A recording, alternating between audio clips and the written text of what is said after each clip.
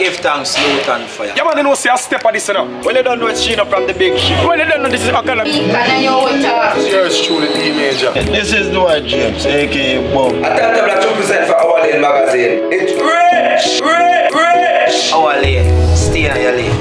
What kind of, what part of Rasta are you? Are you like a Nyabingi Bobo? I just Rasta who tried Bobo Shanti, you know. So for those who don't know Rasta, is there a difference between like Bobo Shanti and 12 tribe and so forth? It's just... There's no difference, there's only similarities.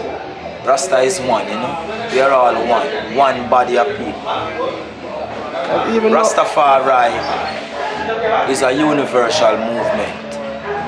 Yeah. If each and every Rasta man can give you a reason or a reasoning which is totally sounding different from another Rasta man, but we all comes to one conclusion, a proven conclusion that Haile Selassie is Almighty. As a Bobo Shanti, we tried a peaceful order govern the Bobo Shanti movement, where we say the Christ in flesh. Each and every man have that Christ principle in them to live and express so that people can see the God in them. Man of right is God in flesh. Woman of right is goddess in flesh. Man of wrong is the devil in flesh. Woman of wrong is Satanist in flesh. We see the principle 3 in 1, 1 in 3 as the power of Trinity, which is the king, the priest, and the prophet. The priest Emmanuel, honorable founder God and King Charles Edwards, who had found the Bobo Shanti Foundation, 10 miles Bull Bay. Yeah, we see King Emmanuel Bobo Shanti charges that Melchizedek of time before now and time now, spiritually. We see Haile Selassie as the king of kings who govern the whole government of life. We see Marcus Garvey as the prophet who foresaw and told the vision. So he's a king, priest, and prophet in one, connected, and Rastafari Bobo Shanti live according to these principles. Yeah. So when you check the 12 tribe of Israel, is a similar way of saying or coming to that proven conclusion, which is right as to what they say. Nyabingi is the same, similar, which is right as to what they say. We all have the same passion. Africa, repatriation, reparation for all people who has been enslaved.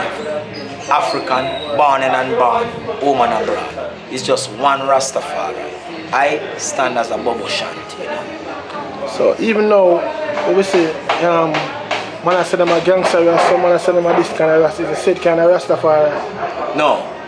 Rastafari is a non-violent movement, you know. Peace, you know, we pray for the preservation of peace, and we always ask leaders and church leaders to pray for the preservation of peace, because the world needs peace today, but without that justice that our people yearn for years, there shall be no peace, you know.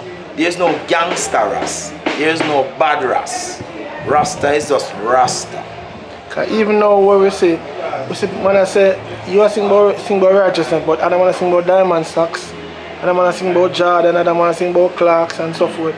And it seems like Rasta even kind of singing a little over here, a little over there. It almost seems without direction sometimes.